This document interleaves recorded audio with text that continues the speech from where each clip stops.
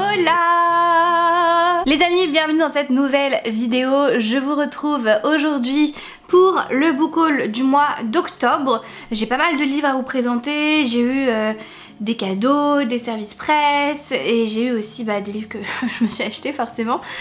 Donc du coup j'ai pas mal de livres à vous présenter. En tout j'ai 20 livres à vous présenter, donc on va pas trop s'attarder dans l'introduction. Si vous voulez me soutenir et me laisser un petit commentaire, c'est avec grand plaisir. Vous pouvez aussi, pour les plus timides, me laisser un petit emoji avec eh bien une pile de livres. Voilà, c'est très original aujourd'hui l'emoji de la vidéo, ça sera une pile de livres. Ok, c'est parti. On va commencer du coup avec les services presse. J'en ai reçu pas mal au mois d'octobre parce que du coup avec la rentrée littéraire en fait c'était les dernières sorties qui étaient prévues, et puis surtout c'est beaucoup d'éditions collector parce qu'avec les fêtes de fin d'année il y a pas mal de livres qui sont sortis dans une très belle édition, donc j'ai très hâte de vous montrer ça. On commence avec cette magnifique édition que Gallimard Jeunesse m'a gentiment envoyée. Il s'agit du coup du cycle des secrets, le premier tome, Les Marches des Géants de Manon Fargueton. Je sais pas trop comment se dit ce nom de famille, donc j'espère que je le prononce bien. C'est donc le premier tome d'une saga de fantasy. Nous allons suivre Laura, qui est notre protagoniste principale, qui fait partie du clan des marins, et c'est une jeune fille qui est décrite comme étant isolée. Elle vit dans une cité qui est en guerre avec la cité voisine, et dans tout ça en fait elle essaye de trouver sa place malgré tous les enjeux politiques qu'il peut y avoir dans sa vie. Et un soir du coup une magicienne va prendre contact avec Laura et va lui dire que elle en fait elle détient sa magie et sa puissance grâce au secret des autres, et donc du coup c'est quelque chose qui va visiblement l'intéresser. Voilà, donc pour le résumer, et puis l'édition est quand même très belle avec ce jaspage qui brille. Vous savez que j'aime beaucoup le jaspage, donc voilà. En tout cas j'ai très hâte de le lire, j'ai vu des avis plutôt positifs pour le moment. De la part d'Hugo Roman, j'ai reçu le deuxième tome de Rebel University de Alfreda Envy et Alicia Garnier. Celui-là il s'appelle From Prince to King, visiblement avec mon super accent anglais comme d'habitude, et là cette fois dans ce deuxième tome ça va être un enemies to lover, ou une espèce de rivalité amoureuse. On va suivre du coup deux personnages, le personnage de Griffin et le personnage de Maeve, et en fait un jour ils vont passer une nuit ensemble et ils vont se dire que ça le fait pas du tout, qu'ils se détestent, et voilà que c'est pas du tout, ils sont pas du tout faits l'un pour l'autre. Sauf que Maeve va être obligée en fait de rester en contact avec les joueurs de hockey sur glace dont Griffin fait partie, parce que du coup elle doit prendre des photos d'eux, et elle est pas trop ravie en fait d'être en contact à nouveau avec Griffin, surtout que lui c'est visiblement un coureur de jupons, donc en fait il est déjà passé à autre chose et il essaye d'oublier sa nuit avec elle par d'autres nuits visiblement. Et au début elle a pas trop envie de faire ces clichés là, sauf qu'elle va se dire que finalement c'est une plutôt bonne idée pour tourmenter son ennemi. Donc voilà, je pense que ça va être une relation assez amusante, assez piquante, donc j'ai hâte de lire cette saga honnêtement, parce que là j'ai reçu tous les tomes. Vu qu'avec le November Book Challenge je ne commence aucune nouvelle saga, et bien du coup je suis obligée de les mettre de côté, donc du coup ça sera pour 2024, mais j'ai trop hâte de les lire. Toujours de la part du gourmand, j'ai reçu le quatrième et dernier tome de la saga d'Oren de Raven Kennedy qui s'appelle Glow. Je vous en ai parlé dans mon dernier update lecture que je vous remets juste ici. Si vous ne l'avez pas vu, n'hésitez pas à aller voir. Je vous en parle en long, en large et en travers, et en vous disant que ce quatrième tome a été pour moi exceptionnel, honnêtement je l'ai adoré ce quatrième tome. Il y a un gros côté psychologique, les enjeux changent totalement et on voit qu'il y a un basculement en fait dans la saga. C'est vraiment ce qui m'a plu, et puis bon il est hyper gros, c'est le plus gros de toute la saga. Je pense que le cinquième et vraiment dernier tome de cette saga par contre va être énormissime, il va peut-être faire 1000 pages, j'en sais rien, mais en tout cas j'ai trop hâte. Pour vous faire un bref résumé du tome 1, mais vraiment tout petit parce que j'en ai beaucoup parlé de cette saga cette année, nous allons suivre Oren qui est donc sous l'emprise, on va dire, sous la protection du roi Midas, donc c'est un peu une réécriture du conte de Midas en fait. Et Oren vit dans une énorme cage dorée dans son palais. Alors c'est une énorme cage qui fait plusieurs pièces et où elle peut circuler librement mais où personne ne peut l'atteindre. Elle est considérée comme la favorite du roi Midas, sa précieuse, sa number one on va dire. Et du coup au début on se dit oh il y a peut-être une romance entre eux, mais c'est pas du tout ça. Donc je vous laisse découvrir découvrir Oren et son histoire absolument incroyable. C'est vraiment une romantisie que je vous conseille et dont je vous reparlerai d'ici la fin de l'année, sachez-le. De la part de Hugo Stardust, j'ai reçu du coup Les Trônes Trahis de Nesrine Amari, qui est du coup sorti au mois d'octobre et qui était la sortie d'ailleurs des éditions Stardust du mois d'octobre. Et c'est une romantaisie de ce que j'ai vu, un one shot, et j'ai vu énormément de retours positifs. Apparemment c'est vraiment un livre pépite, vraiment une romance incroyable et tout. Enfin, c'est plutôt rare honnêtement que des one shots soient aussi mis en avant et aussi apprécié par la critique, parce que généralement la romance est un peu mal fichue, soit c'est trop précipité, soit c'est trop tardif. Donc j'avoue que j'ai très hâte de me faire mon avis sur ce livre là. J'ai vraiment hésité à le lire au mois de décembre. Peut-être que je le lirai en livre audio parce que je sais qu'il est sorti en livre audio là courant décembre. Donc c'est possible que je lise en livre audio. En tout cas, c'est une histoire qui m'intrigue beaucoup. Nous allons suivre la princesse Phoebe qui vit dans le royaume de Cydia. Et en fait ses parents ont été assassinés par la cour rivale, en fait le pays voisin et rival à Cydia. Et du coup depuis que ses parents sont morts, en fait le pays court complètement à sa ruine. Les gens meurent de faim, c'est très compliqué. Et du coup la princesse se dit qu'il y a une seule solution en fait pour rétablir l'équilibre, et bien c'est de se venger. Pour cela du coup elle va décider de infiltrer la cour du roi Emrys, qui est donc l'assassin en fait de ses parents, afin bien de semer la misère et la discorde et faire des complots et tout ça. Et surtout elle va essayer de se venger en tuant le roi, œil pour œil, dent pour dent comme on dit. Surtout que elle a un pouvoir magique qui s'appelle le pouvoir du baiser de la mort. Donc je suppose que si elle embrasse quelqu'un, elle a la possibilité de le tuer durant ce baiser de la mort visiblement. Donc on va devoir la suivre entre tous ces jeux de complot et d'intrigue, et j'avoue que ça me fait vraiment très envie. Donc si vous l'avez lu, n'hésitez pas à me donner votre avis, mais je pense que je vais me le faire très prochainement. De la part du gourmand, encore une fois, j'ai reçu le premier tome de Twisted Love de Hannah Wang, qui est visiblement une saga très appréciée sur TikTok, mais au-delà de TikTok, j'avais déjà vu cette saga en fait en VO, parce que j'avais pas mal de copines qui l'avaient lu en anglais et qui avaient dit que c'était vraiment génial. Donc poussée par la curiosité, c'est vrai que je l'ai demandé à Hugo Roman pour voir un petit peu ce que ça donnait. Et la première phrase du résumé, je vais vous la lire parce qu'elle donne beaucoup, je trouve qu'elle est très prometteuse, c'est « Il a un cœur de glace, mais pour elle, il brûlerait le monde ». Voilà, je n'ai pas besoin d'en dire plus je pense, mais si, je vais quand même vous en dire plus, ne vous inquiétez pas. Alors grosso modo c'est l'histoire du coup de deux protagonistes, un qui s'appelle Alex et l'autre qui s'appelle Ava. Et en fait lui a un cœur vraiment de glace. Visiblement les deux protagonistes ont un passé vraiment très difficile, très houleux. Et Ava c'est la petite sœur de son meilleur ami, et son meilleur ami va lui demander en fait de protéger sa sœur. Et du coup quand ils vont être mis en contact assez régulièrement, visiblement des sentiments vont apparaître. Voilà, donc c'est un peu le pitch vraiment résumé au minuscule, parce que je pense que voilà, le livre est pas très gros et j'ai pas trop envie d'en savoir plus honnêtement, je sais pas pour vous, mais déjà je trouve que ça en dit pas mal et ça nous montre un peu les thèmes du livre. Donc pareil, c'est une saga je crois en 4 ou 5 tomes, donc je ne l'ai pas commencé, toujours parce que je suis sous le joug du November Book Challenge, mais ça sera fait en 2024. De la part de Hachette Heroes, j'ai reçu une box absolument sublime en fait. D'ailleurs je vous remets mon book mail du mois d'octobre juste ici, si vous ne l'avez pas eu n'hésitez pas à aller le voir, parce que du coup je déballe ce colis avec vous. Et du coup dans ce colis j'ai reçu 2 livres de leur part, à savoir du coup L'étrange Noël de Monsieur Jack, qui a été adapté en écrit par Megan Shepherd, et du coup un autre livre qui s'appelle Vive la Reine des Citrouilles, qui est toujours dans l'univers de L'étrange Noël de Monsieur Jack, qui a été écrit par Shea Earnshaw. Et du coup ces 2 livres là m'ont été très gentiment envoyés. Alors celui-là j'ai regardé un petit peu, en fait c'est le dessin animé de L'étrange Noël de Monsieur Jack, je vais arriver à parler, mais du coup version papier. Donc en soi à mes yeux, bien que j'aime beaucoup ce dessin animé, c'est pas essentiel de le relire en fait, parce que si vous avez vu le dessin animé, vous connaissez l'histoire, donc en fait c'est juste ce qui est écrit dedans. Par contre le jaspage, s'il vous plaît, n'est-ce pas? Alors que je trouve que celui-là par contre est beaucoup plus intéressant, parce que là ça se passe après les événements du dessin animé, et du coup on va suivre Sally, qui est donc l'héroïne du livre, mais qui est l'amoureuse en fait de Mr. Jack, qui est le roi d'Halloween. Et leur histoire est très mignonne en fait dans le dessin animé, et là du coup on va suivre son point de vue maintenant qu'elle est devenue la reine en fait d'Halloween aux côtés de de notre ami Jack.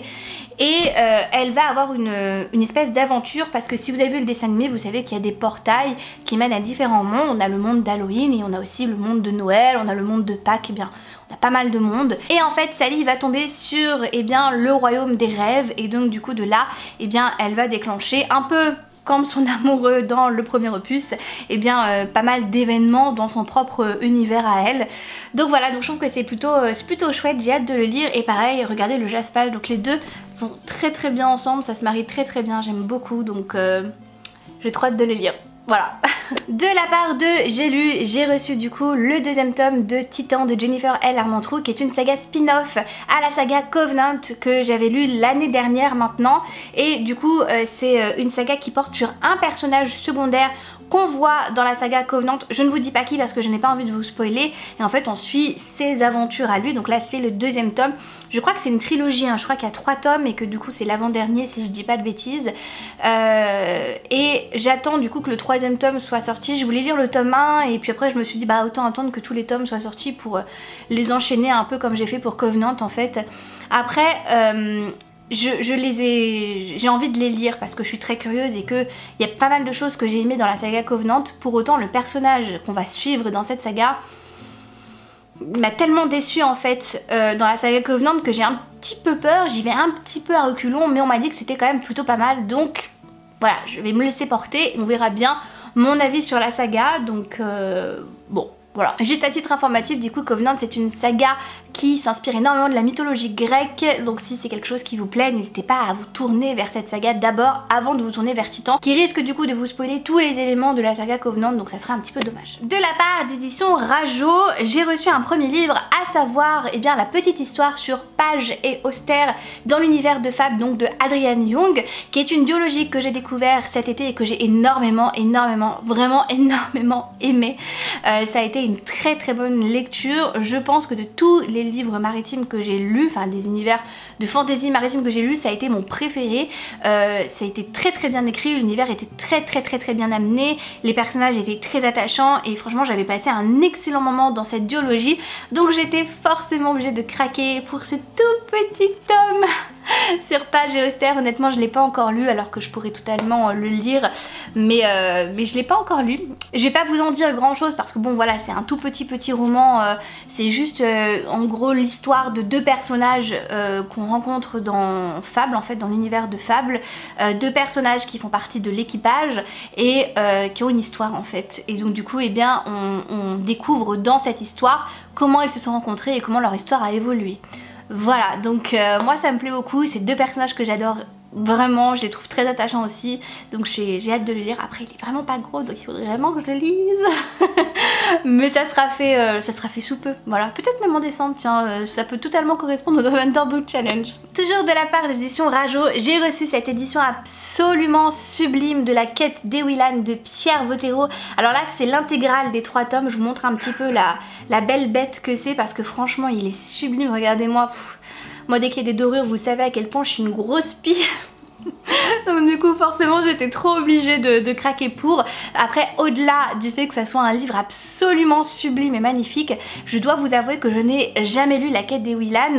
Quand j'étais petite j'ai choisi entre plusieurs sagas, à savoir Percy Jackson, La Quête d'Ewilan ou Harry Potter, et moi ça a été Harry Potter et c'est resté Harry Potter pendant très longtemps.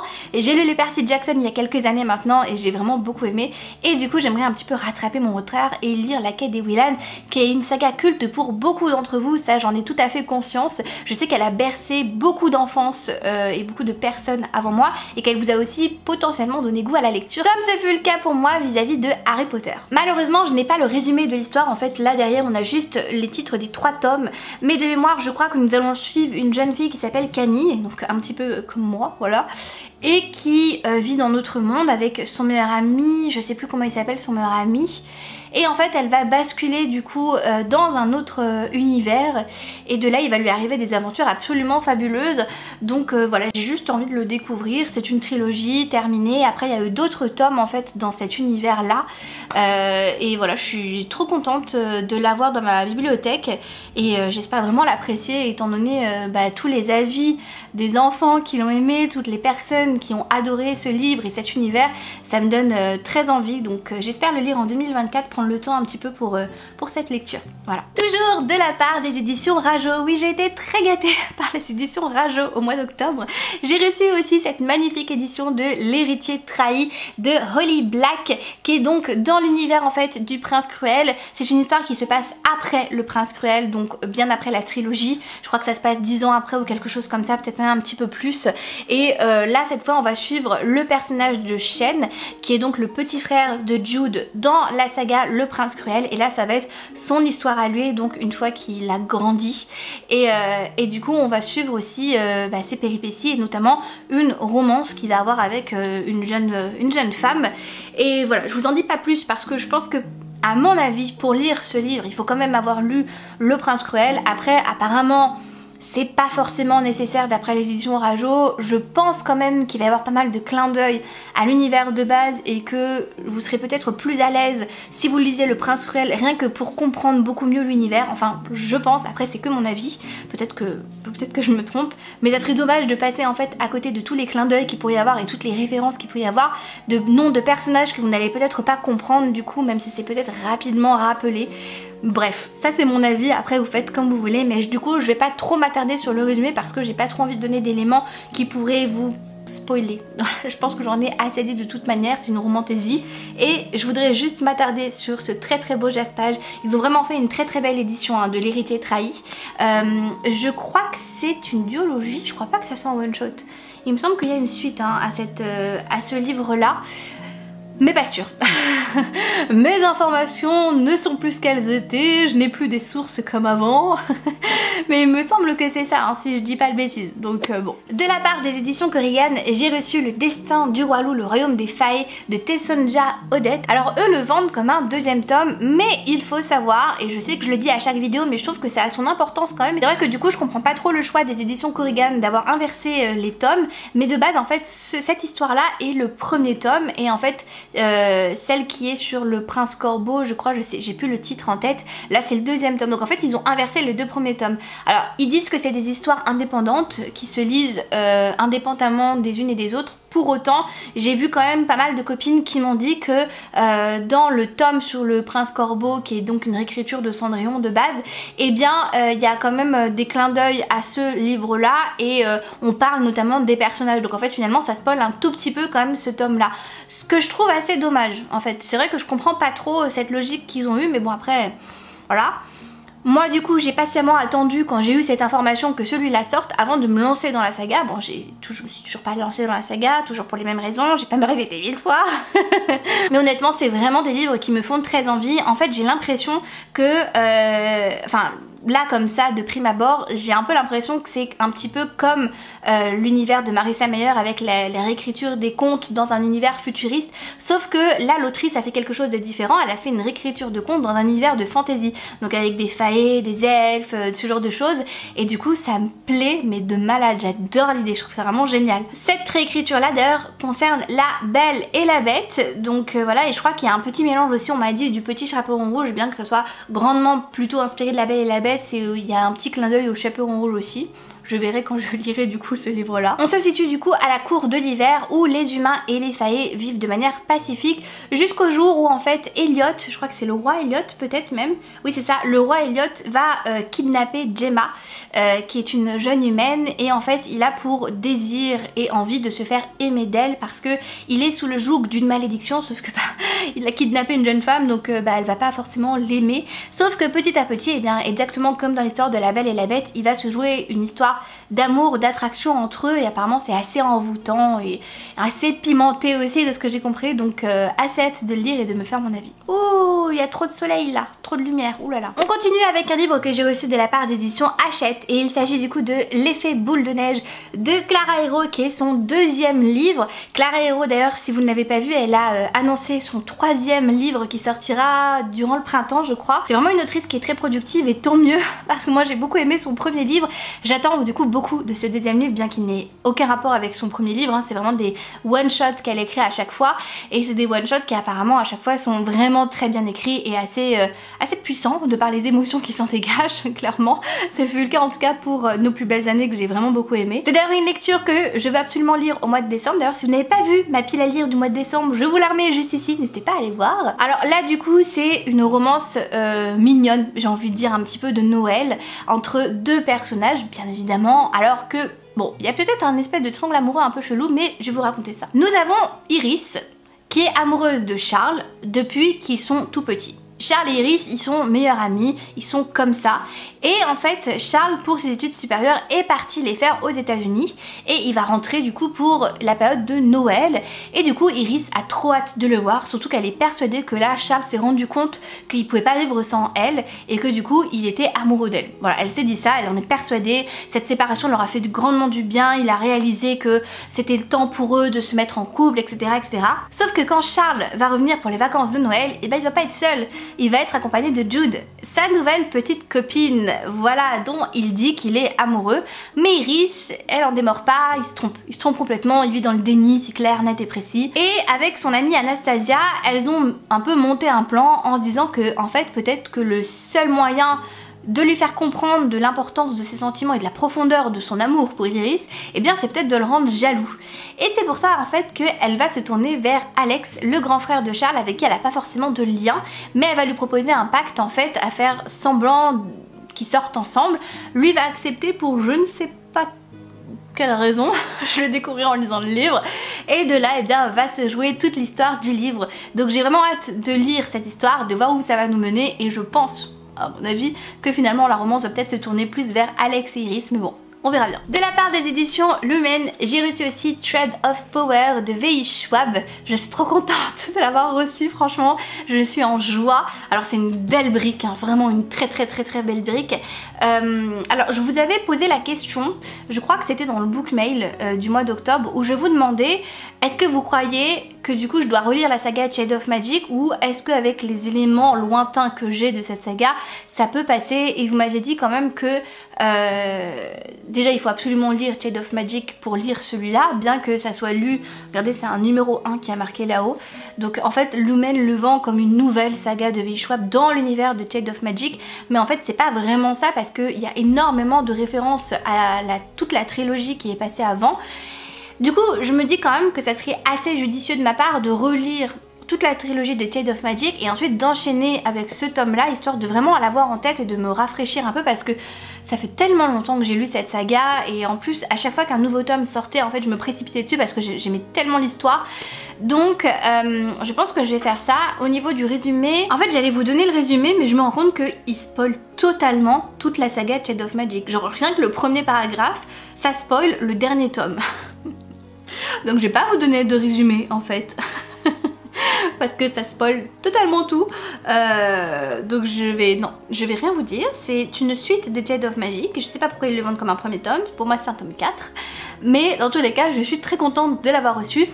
Moi je le voulais en version brochée parce que j'ai tous mes premiers Shade of Magic en version brochée, et du coup j'aime bien moi leur couverture, donc voilà. Je me demande qui est sur la couverture par contre, je reconnais pas cette personne. Peut-être que c'est quelqu'un de nouveau, je ne sais pas. Bref, voilà. On continue avec le dernier service presse que j'ai reçu, et pas des moindres, de la part de Gallimard, puisqu'il s'agit d'un énorme livre Harry Potter qui s'appelle Harry Potter, le guide ultime, qui est donc le livre officiel avec les listes, les plans, les dessins graphiques, les cartes, tout. Et c'est vrai qu'il est très bien fait, il est très joli. Je l'avais un petit peu feuilleté quand je l'avais reçu avec vous. Je vais vous montrer notamment par exemple, hop, une double page comme ceci, donc le chemin de traverse, farce pour sorciers facétieux.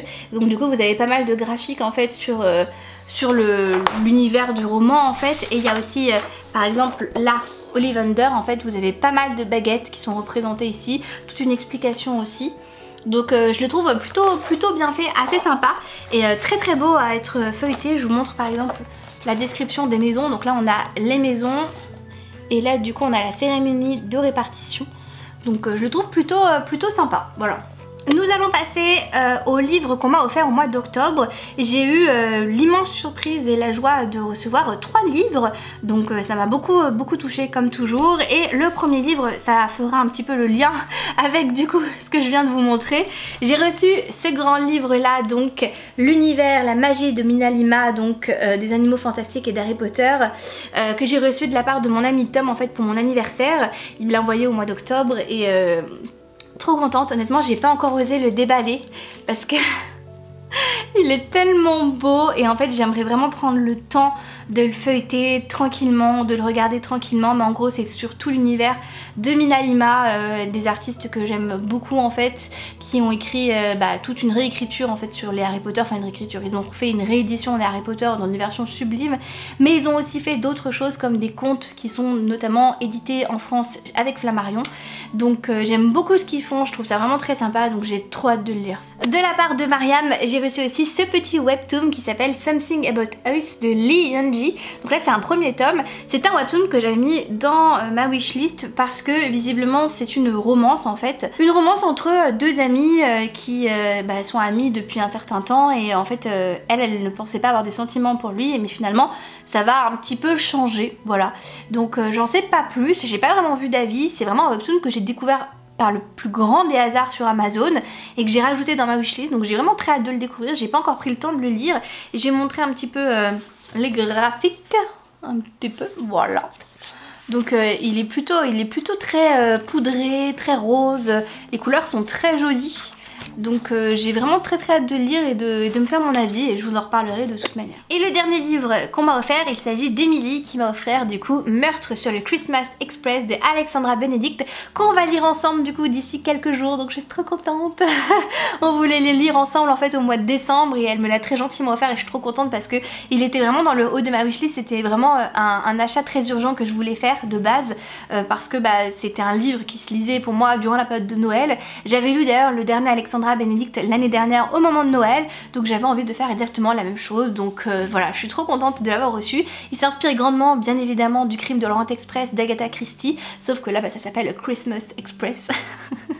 En gros nous allons suivre la veille de Noël 18 passagers qui vont monter à bord d'un train et ce train en fait va dérailler ou être bloqué sur les voies de chemin de fer par une tempête de neige, enfin je sais pas, en tout cas dans tous les cas le train va être arrêté et de wagon en wagon il va y avoir un meurtrier qui va s'en prendre en fait aux gens qui composent le train. Et notre personnage principal qui s'appelle Rose, qui est une ancienne inspectrice de police, s'apprêtait de base à rejoindre sa fille pour passer Noël avec elle et du coup elle va essayer de mener l'enquête pour trouver qui est le tueur et pourquoi il agit comme ça en fait. Voilà, donc j'ai trop hâte de le lire, normalement on le commence, quand vous regarderez cette vidéo on l'aura déjà commencé. Voilà, donc j'ai hâte de vous en dire plus. Et on va terminer du coup avec mes achats. J'en ai fait 2 au mois d'octobre. Un de Saxus et un autre que vous allez voir. Mais bon, c'était une édition collector, donc c'est pour ça que je l'ai pris. Donc le premier de Saxus, c'est Le Royaume des Maudits. C'est le tome 2 du Royaume des Damnés de Kerry Maniscalco. Livre que j'ai déjà lu, le premier tome au mois de mars, je crois, si je ne m'abuse, ou quelque chose comme ça. J'avais vraiment eu un avis très mitigé sur ce premier tome et je vous avais dit à l'époque que je prendrais le tome 2 et que ça allait passer ou casser, c'est-à-dire que vu que c'est une trilogie, si le tome 2 ne m'a toujours pas convaincue, et bien dans ces cas-là, je dirais stop et je passerai à autre chose avec cette saga parce que le premier tome avait pour moi beaucoup d'aspects quand même assez négatifs. L'histoire était intéressante, disons que il y avait du potentiel dans cette histoire, j'avais trouvé, mais que malheureusement, alors je sais pas si c'est un problème de traduction ou autre, mais je trouve qu'on se perd très facilement dans le récit. Déjà, on n'a aucune explication sur alors à quelle époque se passe l'action, est-ce que c'est dans notre univers, est-ce que c'est un monde parallèle, on sait pas, on sait que c'est en Sicile, mais alors quand ? On sait pas, devinez tout seul, voilà. Ensuite au niveau du temps aussi qui passe, je trouvais que en fait au début du chapitre on était le matin et puis d'un coup à la fin du chapitre on sait pas pourquoi on est le soir alors qu'en fait il s'est rien passé, ils ont juste échangé un dialogue, donc il y a plein de choses comme ça. La romance était plutôt sympa, mais pareil, certaines petites faiblesses. J'avais trouvé aussi, parce qu'il y a une enquête en fait, la sœur de l'héroïne se fait tuer et en fait dès les premiers chapitres c'est hyper facile de deviner qui a fait le coup en fait, donc pareil, un peu déçu, il y avait vraiment pas d'enjeu en fait dans ce livre là. Donc là le tome 2, étant donné que l'intrigue du premier tome est terminée et que le tome 2 semblait s'ouvrir sur quelque chose de beaucoup plus intéressant, Je m'étais dit bon je verrai pour le tome 2, donc bah écoutez je me ferai mon avis à un moment ou à un autre, hein, ça c'est sûr. Et le dernier livre du coup que je vais vous présenter aujourd'hui et que je me suis acheté au mois d'octobre, il s'agit de If We Were Villains de ML Rio. Alors c'est un phénomène TikTok, attention il faut le souligner. Je vous avoue que de base il me tentait énormément et maintenant il me fait peur. Je vous explique pourquoi. C'est un livre qui est vendu comme étant une Dark Academia. Et en fait, j'ai lu Babel là au mois de décembre, je vous en reparlerai très rapidement, ne vous inquiétez pas, début janvier quand je vous ferai mon update lecture du mois de décembre. Et Babel a été... voilà. Et je me suis rendu compte en fait en réfléchissant que peut-être la Dark Academia c'était pas vraiment fait pour moi. Parce que j'avais déjà lu Atlasix, ça l'avait pas fait, Babel ça le fait pas trop, et du coup bah là j'ai peur du coup que ça le fasse pas trop.